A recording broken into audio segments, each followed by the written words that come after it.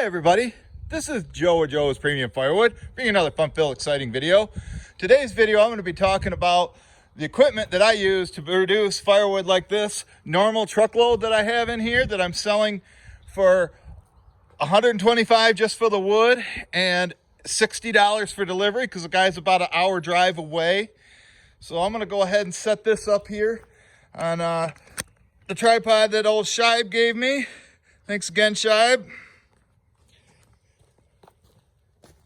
Before I get into the video, I just want to say that one of my community members, his channel is called Outside in Michigan. I'm sure a lot of you regulars on my channel know who I'm talking about.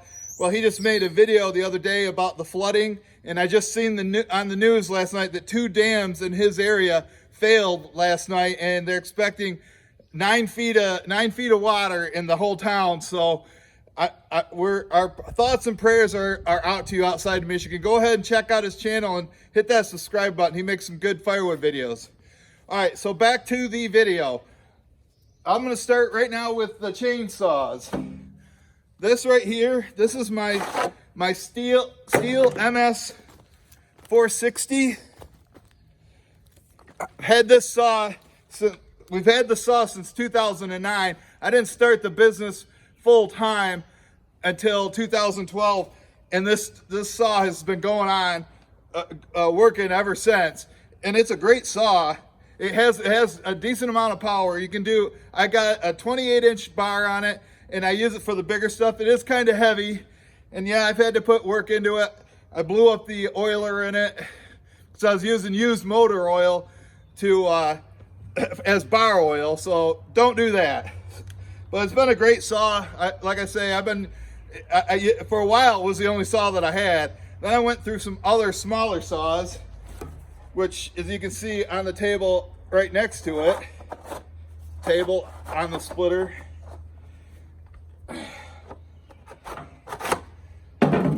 This chainsaw is a Stihl MS 291. I believe it's the same saw that old Shifty out in Back 40 Firewood uses. It's been a good little saw for me. I bought it in 2017, brand new. My brother used it the other day and put on my emergency bar.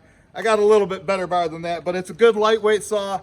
My go-to saw now, just because normally for cutting firewood, I like to do gravy train stuff, nothing over like 12 inches in diameter. But if I had to cut a 16-inch diameter log with this, it would just be a little bit slower. That's why I have the bigger saw for.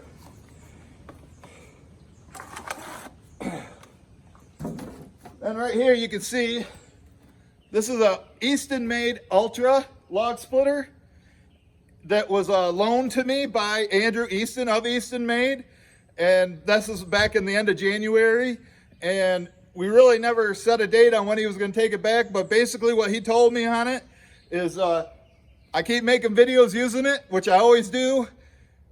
I can keep using it. And I'll tell you what, it's a great little splitter. I just told him last night, it's like perfect size for me. The table's at the right level. It's real fast. If you guys are like a medium-sized firewood supplier like me, or even a small supplier or personal use, if you're doing about 20 cords a year, it's a great little splitter. If you end up ordering one from me, tell them Joe sent you. I'll just go, I'll just bring it up close to it. I got tons of videos on it. You can check on both my channels, this channel and Joe's Firewood videos. I primarily just use the single wedge that is on there because I like to control the shape and the size of the firewood more specifically. The shape only matters when I'm making bundle wood. So, but it's just got the single ram, and the retractor speed's real fast. Just check at the end screen videos. If you haven't seen one yet, I got about 20 of them made. So this is my go-to splitter. And right here's my pickup truck. People were trying to think of a name for her. I've had her since 2005. Should we name it Pam? But anyway, it's got 301,000 miles on it. It's got a few nicks and dents in her. You can see it's held together by ratchet straps and duct tape or Gorilla tape. You can see that because the hinges are broke, so the to keep the door shut, I have to have it strapped in there. You can see that, but and ever since I got this new bed liner put in a couple months ago, that my new friend Andrew of Fort Wayne, Indiana, donated it to me, drove it all the way up here, 2-hour drive.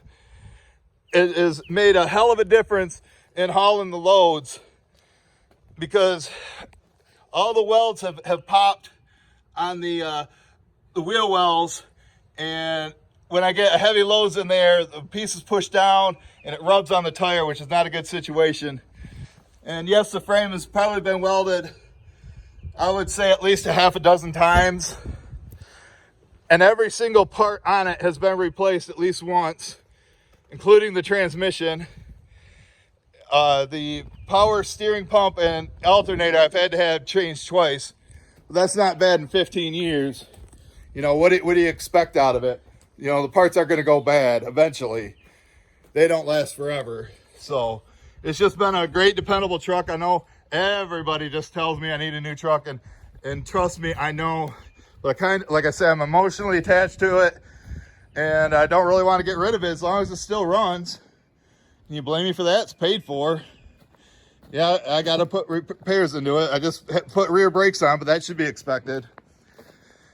And then right here, this is our Can-Am 650 quad.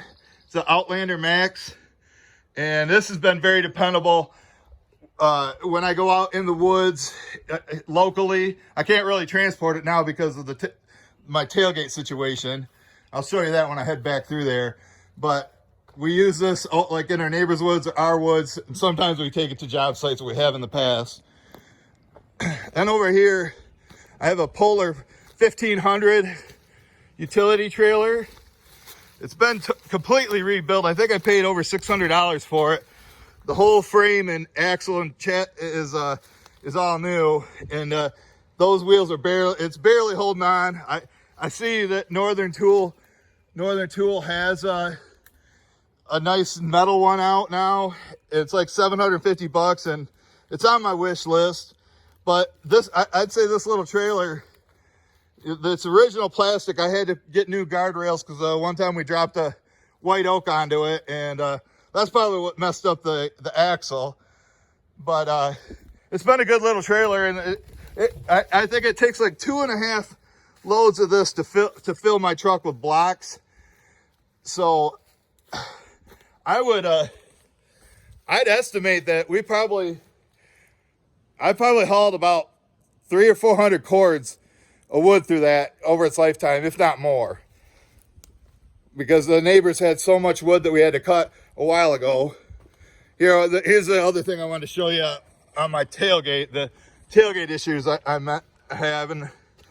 The hinge on this side is completely rusted off, and so when I put it down, it wants to fall right off of there. Oh, and the other day we cut off this part of the fender. It had bent way out and was flapping in the wind, and it was getting caught up on things. So I just had my buddy, when I delivered him some wood, had him cut it right off there. So, and over here, here's this splitter that I have been letting my brother use, the self-proclaimed king of firewood.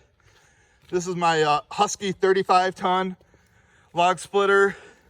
I'm not sure when it was built. Probably, I would say in 2008 or 9, maybe 2010. It's got 11 horsepower Briggs & Stratton motor on there. It's been pretty dependable, except when we dropped and smashed the throttle here. So now it's just stuck in position. But I had my mechanic move the fuel valve to the front. It used to be under the gas tank, but now it's right here, and that's how we shut it on and off. And then I had this table added to it, very heavy duty. Yes, I paid $200, which is probably about $150 too much. But the guy did put a lot of time in it. He was my neighbor, Gary, and it's been a back saver. But I've had this since 2018, since like January. So it probably split 150 cords of wood or so, at least, because that's about how much I sell in a year. So, all right, I got to go deliver that load right there to my new customer. So I thank everybody for watching. We'll see you guys at the next one.